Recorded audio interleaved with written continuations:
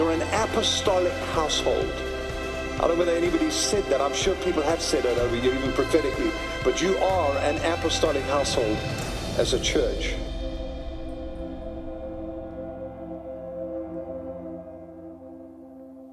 All righty. Well, good afternoon, everyone. Hope you're doing well.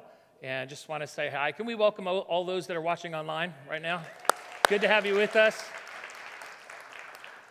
So I have the privilege, and I'm really excited to be part of this series and being able to share today.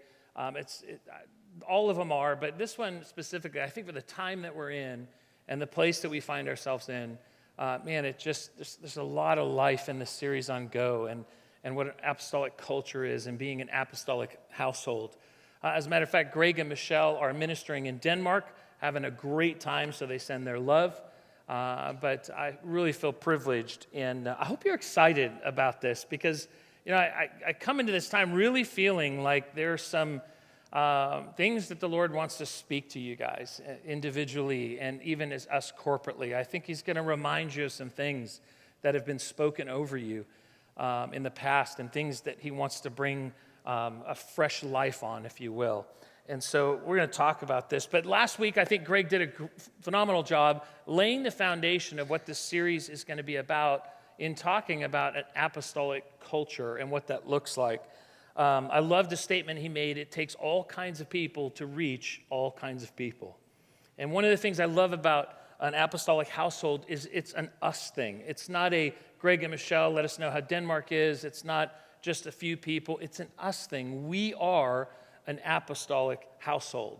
That's us. Turn to your neighbor and say, that's us. And the other way, tell them, that's us. It's all of us. It's an us thing. So one of the things that Greg spoke of is apostolic is descend with authorization. And I love that. So we're being sent, but we're authorized to go. We're commissioned in the things that God has called us to. But it's a great foundation on apostolic culture. Well, today, in part 2 of Go, I'm going to be talking about making space for new growth. Making space for new growth. When I lived in California, well, let me put it to you, do we have any accidental farmers here today? All right, it's a couple. Accidental farmer. What's an accidental farmer? It's when something grows and it's pretty amazing and you didn't have anything to do with it whatsoever. Now, any other accidental farmers? All right, there we go. So when my mom was still alive and we had this ranch house, and we had a guy who put in parks. He wanted to put in our backyard for us, so it really was like a park. We had a pond back there, these lots of evergreen trees in the back, and we were kind of up on a little mound, and so we overlooked a protected area because it had fairy shrimp in it. Is any Californians here? So I was born and raised, okay, a couple. Fairy shrimp are these microscopic things that you can never see. And this whole area, we liked it because we got to look at it. It was protected because they didn't want the fairy shrimp to disappear, but because a certain bird would come in and eat those. And I don't know about you guys, I'm like, well, if there's no fairy shrimp left, they can eat snails or something else. I mean, why are we letting them have just the fairy shrimp? But anyway, we used to overlook and we'd see foxes and all kind of animals out there, so it was very, very pretty. But in one part of our backyard, we had set up for like a garden. So we had a grape arbor and we had grapes over it. We had raised beds and we put all kinds of vegetables and things that we wanted to grow. In California, it seems like everything grows very well. And so a couple of things I did were cantaloupes and watermelons. And so as I was walking around the garden this day, I was looking at what was doing well and what wasn't doing well, because it was the ending of one season of planting and coming into another. And I wanted to, make room for new growth, if you will. I wanted to make space. So I knew there was some planters I would have to empty and some new ones I would have to plant things in. And so when I was looking, I saw where I had planted cantaloupes. And one of the funniest things is I was looking and lifting, the plant was huge, but the cantaloupes were like tiny, like the size of a baseball. So I kept looking for the bigger ones, and none of them. They were all baseball-sized cantaloupe. So I thought, well, maybe they're just not ripe, even though they do look ripe. So I went back a week later. Now they're doing the yellow thing. I opened one up. It was nasty. I didn't want to eat it. And so being the size of a baseball, guess what I did?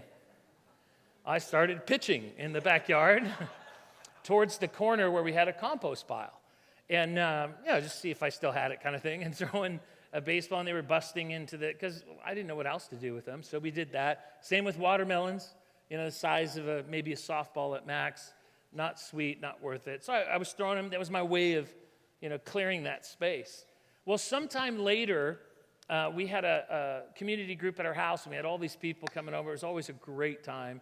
And one of the days when we were dismissing, the neighbor's dog, which was a big German Shepherd, had been running, they were trying to catch it, and it was running all the way down the street. And so when we opened the door and walked out, this German Shepherd saw the commotion and ran over to us. And so I knew the dog, but there's no way you're going to catch him. That was like his game. I dare you to catch me. But all of a sudden, he grabbed a ball from the bushes there. And the ball was about this big, and it kind of looked like a cantaloupe. And he took off running with it and dropped it, and then was running the yard. And I was like, where did he get the ball from? And about that time, I ran over to see what the ball, and it was broke open. It was a cantaloupe, and you could smell that it was ripe. And I thought, what in the world? So I went back over to these bushes, and we looked in. There was all these cantaloupe that were huge, nice, ready to be picked, ready to eat. And I remember people walking out, and they go, wow, I would have never thought of that, Tom, planting cantaloupe under the shade and in the bushes. Accidental farmer, right? And I said, yeah, it's something I learned when I was young. If you have it right under it just gets certain time of the day. No. What had happened is birds decided to eat my pitches, right? And so when they ate the cantaloupe and the seeds, they would roost up in the rafters right on our porch where the bushes were right below them. And I don't want to be super graphic. You can figure this out. Yeah, when they ate it, and then they, on from there. And so the seeds fell in the soil, which was good soil, and cantaloupes grew up. And that was the funniest thing. And people were like, oh, that's great. I couldn't take credit for that. But that's what I call accidental farming, okay? So when we're talking today about making space for new growth, one of the things that's interesting, we have this privilege of being on a journey with the Lord and get to experience some phenomenal things where we each get to participate in this. As I said before, this isn't a me thing, or it's not just a few. This is an us thing. We're a part of something greater. We're a part of something where God has said, I want you, meaning all of us, to participate and do this together. So making space for growth. So the first thing I want to talk about when we're coming into growth is that growth tests our perspective. If you're taking notes, you can write that down. Number one, growth tests our perspective. So this week, I kind of was watching some videos and stuff, and I was really intrigued by the way that parents would tell their kids about, hey, there's a new baby on the way, and the way that the kids would respond. And so for the family, there's new growth on the way, and kids responded in all different kinds of ways. If you look at the screen, I'm going to throw this picture up. Cute picture, siblings love each other, growth in a family is beautiful, we're ready for it, good to go. And sometimes it's more like this. Future sister, got a picture for you. I thought this would be a different perspective. That's not really what's happening. Or sometimes it can even be like this one. One is really happy and exciting, and the other one's sitting there going, I'm the middle child. I'm the middle child. I just figured this out. So growth tests our perspective.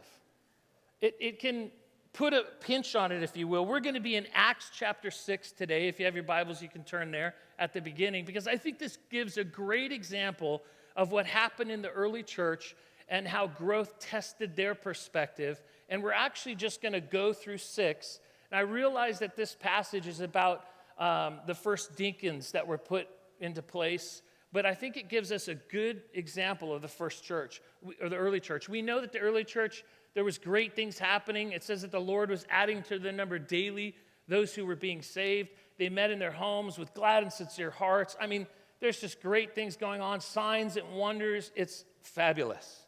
Okay, so we're going to pick it up in Acts 6, verse 1.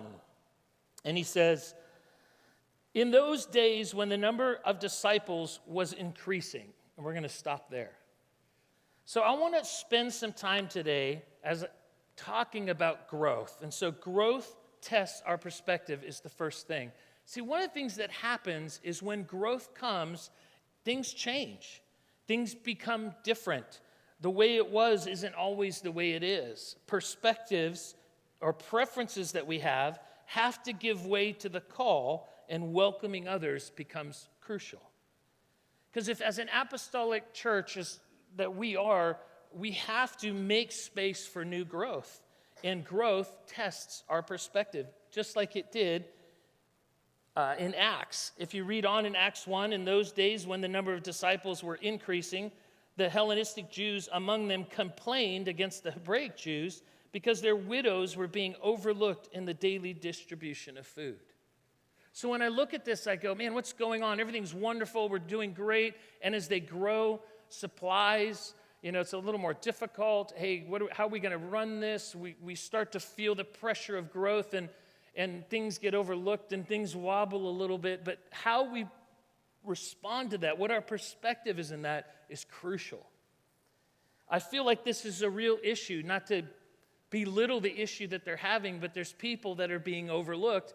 And more than just a waiting issue, like, hey, we need someone to wait on these people, there was a racial thing going on because it settled between the Hebraic and the Hellenistic. So there's an issue here that if this isn't fixed, it's going to cause division amongst the people.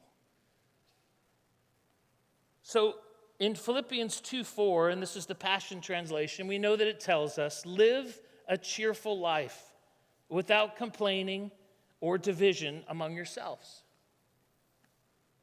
And in the NIV, it says, do everything without grumbling or arguing, or you could use complaining. Paul, speaking to the church in Corinth, says this in 2 Corinthians 12:20. Now, I'm afraid that when I come to you, I may find you different than I desire you to be, and you may find me different than you would like me to be. I don't want to find you in disunity, with jealousy and angry outbursts, with selfish ambition, slander, gossip, arrogance, and turmoil. See, what I find is the train of disunity quickly connects itself with similar boxcars. So he says, I don't want to find you in disunity, and then it's like he gives us what that looks like, with jealousy, and with angry outbursts, with selfish ambition, slander, gossip. Because growth tests our perspective. All of a sudden, I can't sit in the seat I wanted to sit in. All of a sudden, there's not enough parking. All of a sudden, there's all these things. We have to put out more chairs. But if we keep our eye on the prize, we're an apostolic household, and this is a part of what we get to experience, the journey actually becomes fun. The journey actually becomes something that we can look forward to. See, when I was with the church in California, and one year we actually saw 1,400 people give their life to Christ in 1 year. 14 people responded, and it was all over. It was happening in a prison. It was happening in a mall where there was gas being pumped. It was happening at the park. The hand of God was on it. It seemed so easy. If you ran into someone, they'd say, could you tell me about Jesus? That's what it felt like. We pulled some people together and got some noisemakers, trash cans and all kinds of different trash cans. And so we put together this little stomp team so people would go, what is that? And then we'd have other people go, hey, you got to check this out. We'd gather in a park. There'd be like 30 people there. Someone would throw their can upside down, jump on top of it, and preach the gospel. And whoever wasn't saved, God, we were seeing 30, 50, 100 people all in one time raise their hand and give their life to Christ.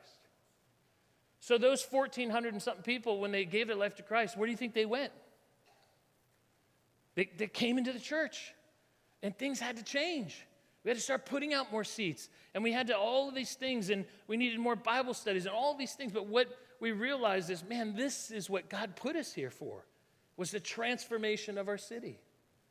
So it's so important for us to keep our perspective where it needs to be.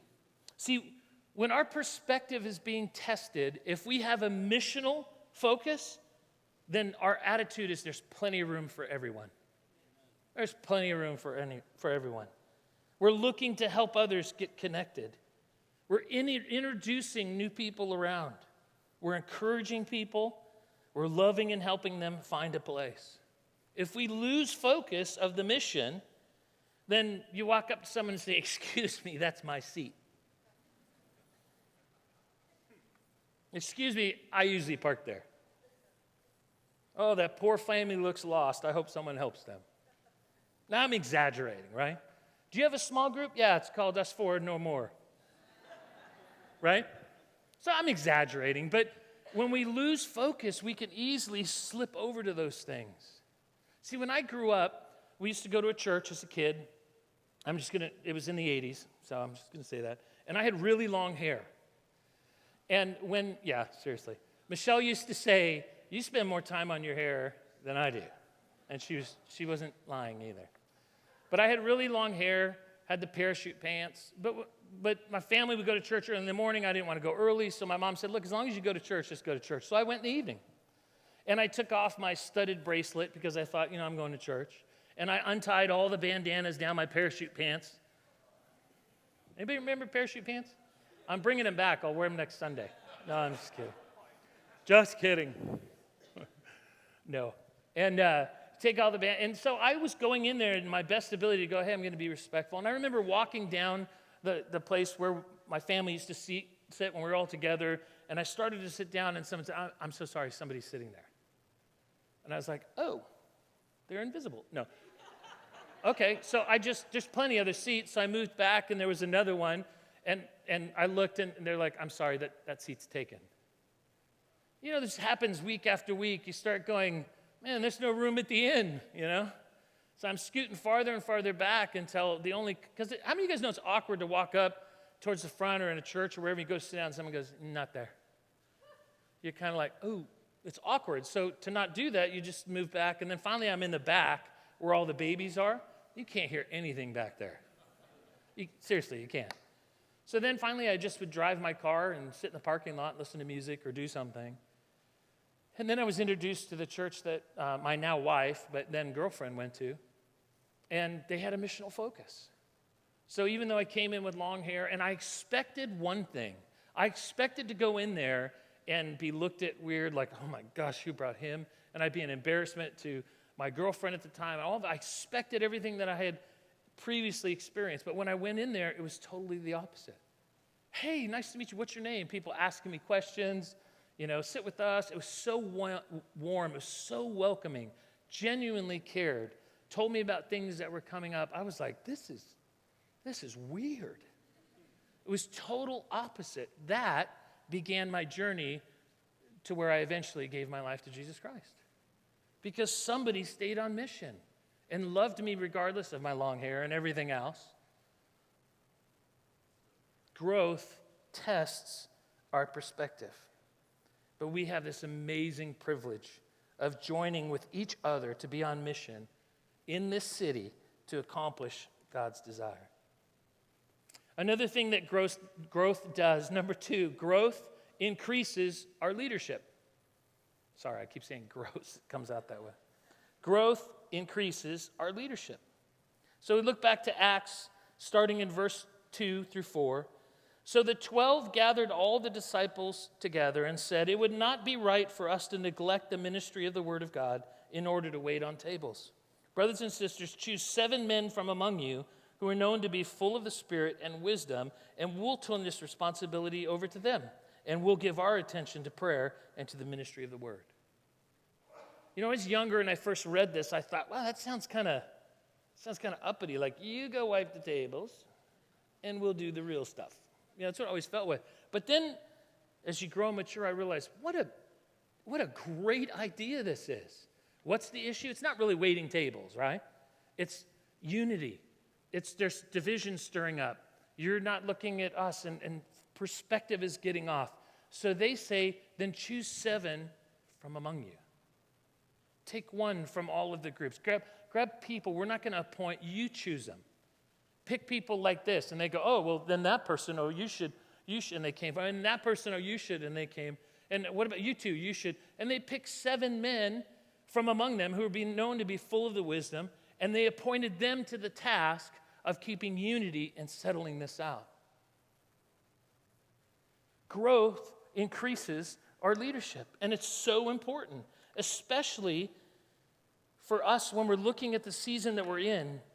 Man, there's all kinds of new things that God is doing. As was mentioned earlier with the new growth we're experiencing. We have a Spanish service that's going to be starting next week. That's been something that's kind of been rumbling in talks, and wouldn't it be cool, and how exciting would that be? We have missional communities starting. Why have a missional community? Because I don't know if you guys know this or not, and I'm glad you're all sitting down, but Atlanta kind of has a little traffic issue, right? So for someone to drive in a weekday when the group starts at 6 o'clock at somebody's house across town, you got to leave at like 2. And you might be on time, right? So having a missional community over there where they can gather, and over there where they can gather, and that is phenomenal and extremely exciting. But we need leaders. We need people to run those. Small groups are growing. So we need to grow, and hey, would you run half my group, and would you run? Or let's start another one doing the same thing. There's a need. Why? Because more people are coming. It requires leadership. There's new small groups that will be birthed. There's grace teams that we probably even haven't heard of or thought of yet that are in the waiting to happen down the road. I love, like was mentioned earlier, I love the fact how God goes before us and makes a way. He's down a year or two from now making a way for us. Do you know that? He's putting the rams in the thicket down your life so that when you get there, they're ready to be there. I love that story. It's not like Lord reached down, grabbed a ram, shook him till he was dizzy, and then threw him in a bush. And he was like, oh, my God. And then they show up, and he's like, ugh. And they're like, oh, a ram. It caused the ram to run up there, and then in struggle, it gets stuck, and then it's trying to get unstuck, and it can't get unstuck, so it's exhausted. And just at the right time, he walks up, and the Lord provides. That's what he's doing in our lives. That's what he's doing in the life of our church. Doors that are getting ready to open in other nations, places where we're going to have missional communities, grace teams that are just being birthed inside of us. It's just down the road getting all of those things ready. We need deacons. We need elders. You know, one of the things I love, when I first came to Northlands, I asked Greg, I said, hey, or actually before, because I was leading a church in Texas, and we were like, we need some leadership. And I said, Greg, how do you choose leaders, like deacons and things in the church? He goes, well, we take the model from Acts 6, and we just tell the church, hey, choose 7 from among you who are full of wisdom, and we'll give it to them. I was like, no, seriously, how do you choose deacons? He said, that's what we do. Like, are you serious? And I laughed, and he goes, yeah. And I go, does it work? And he goes, it does. Every single time we put it before the church and we say, hey, choose some deacons. Just write down the people that you see are already operating in a deacon role. And so it wasn't until I got here and that happened, I was like, oh, I can't wait to see how this works. So the whole church writes it down, numbers, and then lo and behold, there's 6 to 7 people that got the majority of the votes for everyone. 35 votes, 60 votes, 50 votes, and then there's 1. I was like, I won't vote for myself again, I'm sorry. 5. But the distance between, it was so obvious. I laughed, and I was like, oh my gosh.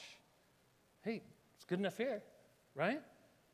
But we're going to need more deacons. We're going to need more elders. We're going to need people to go and plant churches. I've had the privilege in the last couple years to go with Greg to Africa, and it's just been him and I. But you know what? That's not always going to be like that. There's going to be countries that him and I don't even go to that we minister in.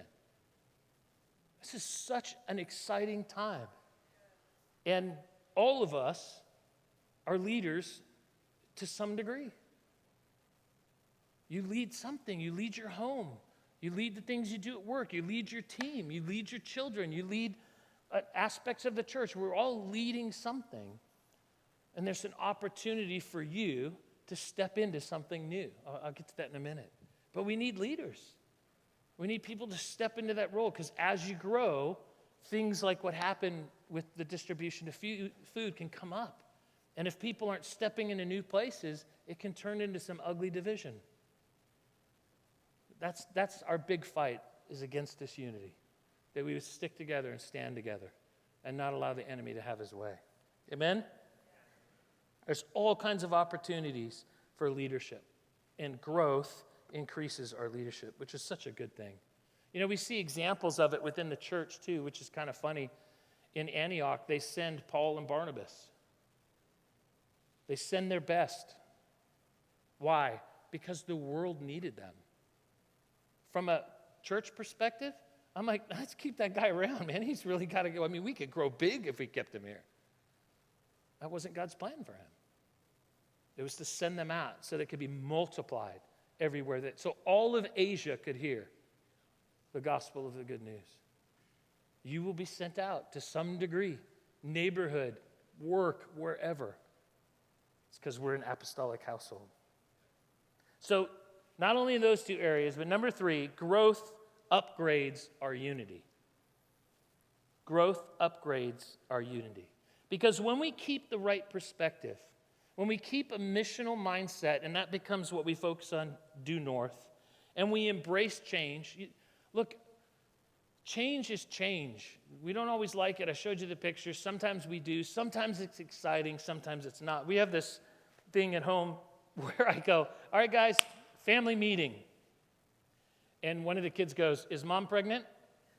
I go, no. And they go, are we moving? I go, no. And they go, okay. Then bring it on, you know? Because there was a season, we have 5 kids, where it was mom's pregnant or we're moving. God's opened a door for us to go someplace. Change isn't always the easiest thing to deal with. But the coolest thing about this is we're changing not because I feel like it or there's some whim of us to go do something, because the Holy Spirit is opening doors for you to step into the areas that He's designed you for. He's opening doors for you to step into the beauty of what He's created you for. And He's the one that's asking for you to go. So growth upgrades our unity. I love the statement, it takes all kinds of people to reach all kinds of people.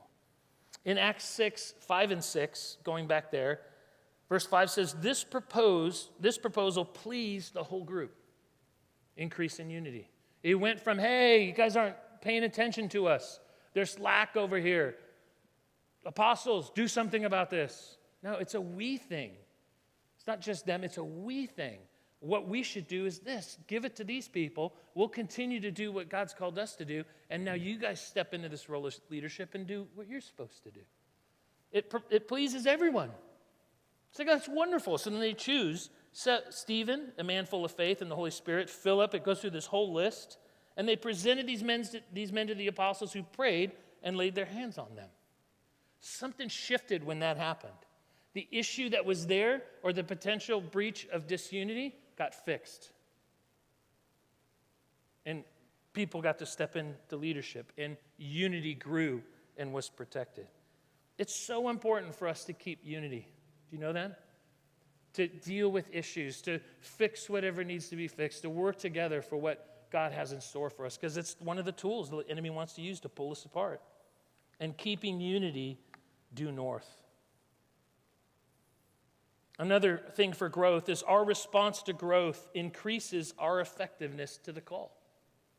Our response, verse 7 of Acts 6, so the word of God spread, the number of disciples in Jerusalem increased rapidly, and a large number of priests became obedient to the faith. See, we're called to neighbors and nations. The statement up there, it's our passion. We build churches that transform lives by experiencing grace and the Holy Spirit. And if we would realize for a moment the amount of gifting and calling and purpose that's in this room, in this service, man, it's amazing. Because I fully believe that each one of us, uniquely crafted and gifted by God, puts you here for such a time as this because you were needed for the work that He wants to do here. And we get to see some of it that's taking place. A Spanish service, the other missional communities. We got a missional community in California. The great thing, every week they meet, they see people give their life to Christ. There's Savannah's up in North Carolina. We get to see the road, but man, down the road, there's so much more that's waiting for us to experience. I remember during that time of seeing 1,400 people come to Christ, I was like, this is so easy. It really seemed like, and then what began to happen is other things accompanied it. So I got to see a guy that I was discipling who was in a massive car accident years back who couldn't walk at all, and he was confined to a wheelchair. They would help him up to use the restroom. And the only reason I'm telling you this is because when he stood up, he was like 6'40". The guy was huge. And I was in the meeting when his brother pushed him up to the front in a wheelchair. And the guest speaker goes, "What are you doing?" He goes, I just want him to have the chance to walk. And the guy walked down there, prayed for him, and said, "Now get up and walk." And he got up and walked, and he still walks today. Now, it wasn't, when he first started walking, it was like timber, And the guy just said, "Don't touch him." And he just kept walking. And it got better, and then he kept walking, and then he was raising his hand. Everyone couldn't wait till the next morning. It was a Saturday night, Sunday morning, to see if Mike Treat was walking, and he walked right in that door. He probably had to duck because he was so tall. Signs and wonders, people healed, wheelchair. It was amazing. It was amazing. And a lot of it had to do with how we responded to the growth. Because at times, it was messy. All these people want to come to the new believers class. You're like, how do you put 200 people in a new believers class in a room that seats 30? Well, we'll have to meet in the auditorium. Well, no, we only meet in the auditorium on Sundays. Not anymore. Right? There was mess. I remember, I told this in first service. There was a guy who just gave his life to the Lord, and he goes, "Man, I'm really struggling, and I want to get this. I don't want this to be something that I just do for a while, and then, He said, "Would you stand and pray with me?" And I said, "I'd love to." And so we grabbed hands, and he said, "Lord," and then he said about 3 cuss words. And every other word. And I was like, well, Jesus, is that okay? Time out. I don't know if this works, man. I don't know if you can. And I remember seeing a picture of Jesus just like crying. He said, "My son's home." Perspective. I'm going, it's a different language. It's okay, But he's pouring his heart out. That's the only words he knew. Just pouring his heart out. Because he wanted to find this Jesus. So look, growth, I get it. It gets messy. Sometimes you can't find parking. You can't sit where you normally want to sit. Too many people show up to, it's that. But guys, if we keep the missional mindset of what he wants to change a city. He wants to change a nation, multiple nations. And the amazing thing, we get to be a part of that. Me, Tom, to what God has given me and the gifts I get to be a part of that. Each one of us, you get to bring something. And the crazy thing is, you're the only one who can bring it. Nobody else can. You're unique, you're gifted. What you have, this city needs, this church needs. That's why you're here. Called to neighbors and nations.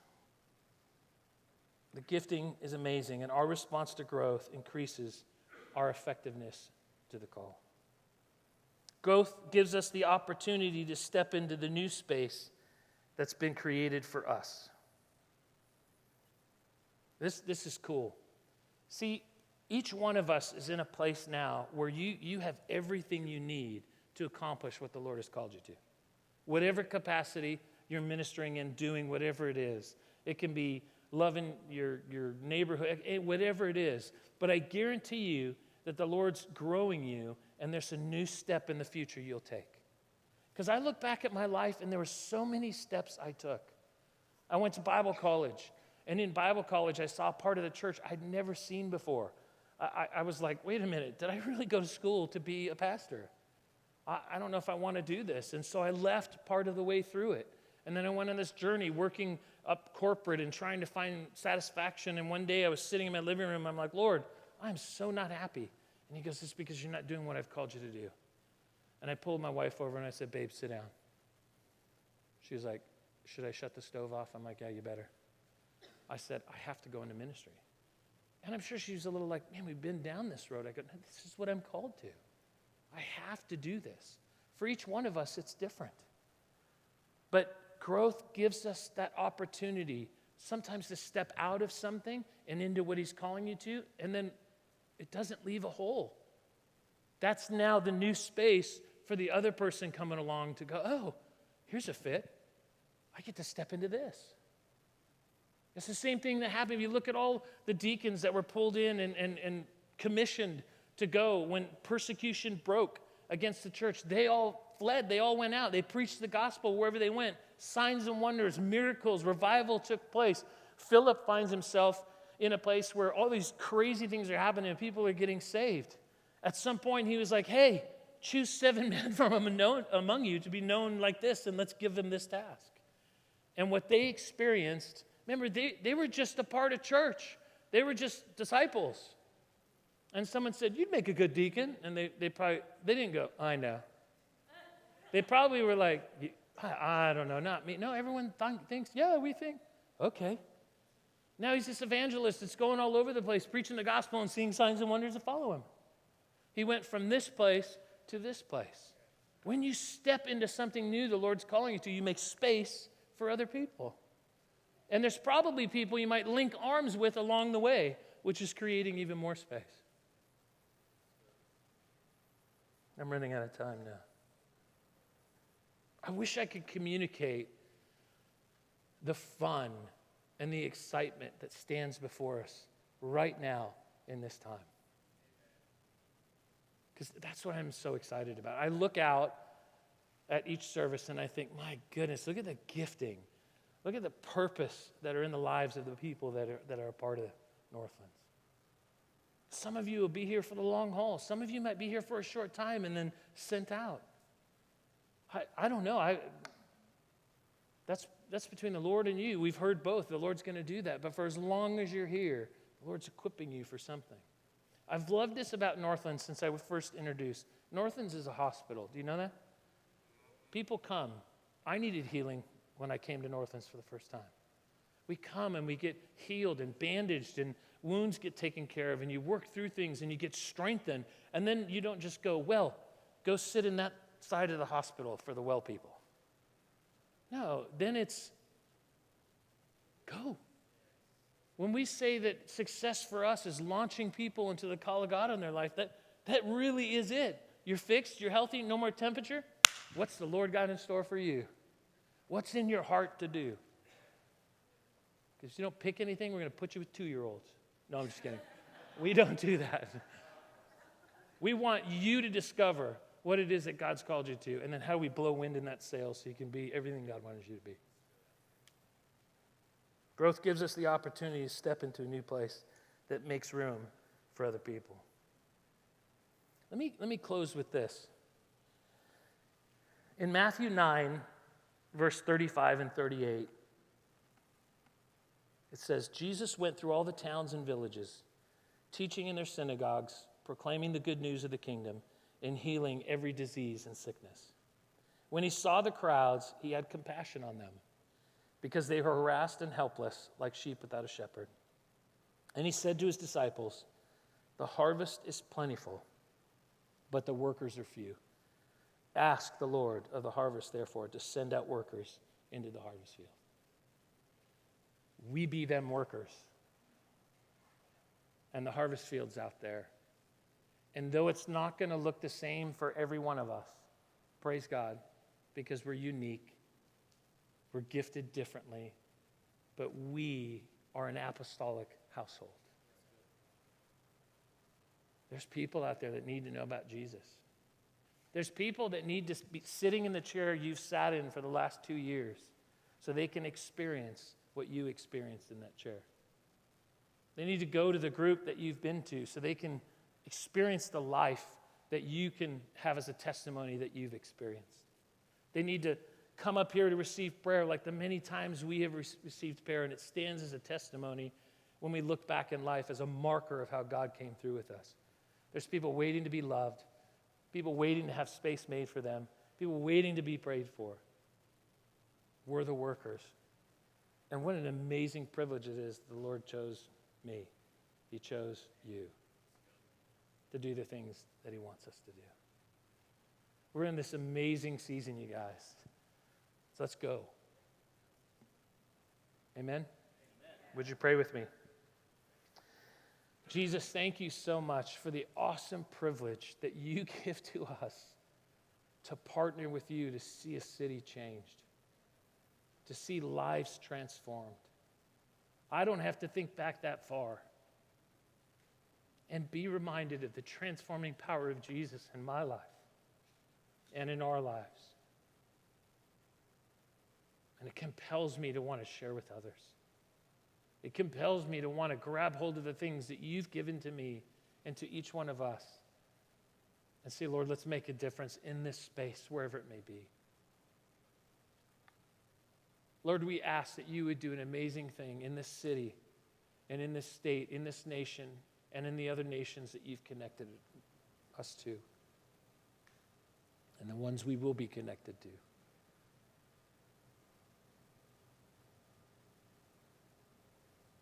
Lord, we choose to be a part of an apostolic household because you're the head.